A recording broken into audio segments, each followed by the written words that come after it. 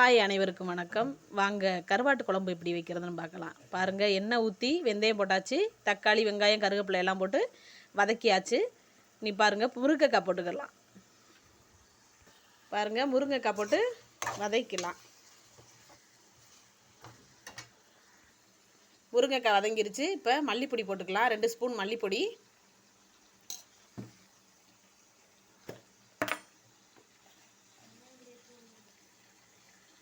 பாருங்கள் மிளகாத்தூள் போட்டுக்கலாம்.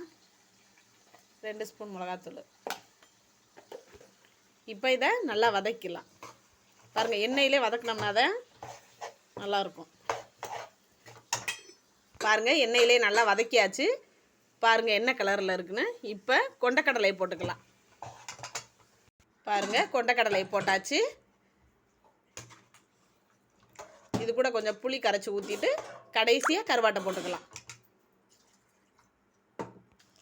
பாருங்கள், புளியெலாம் கரைச்சி ஊற்றியாச்சு. இப்போ கொஞ்சம் உப்பு போட்டுக்கலாம். குழம்பு நல்லா கொதிச்ச உடனே அதுக்கப்புறம் கருவாட்டை போட்டுக்கலாம். பாருங்கள், குழம்பு நல்லா கொதிச்சிருச்சு. நீ கருவாட்டை போட்டுக்கலாம். கருவாட்டை போட்டு கொதிச்ச உடனே இறக்கி சாப்பிட்லாம்.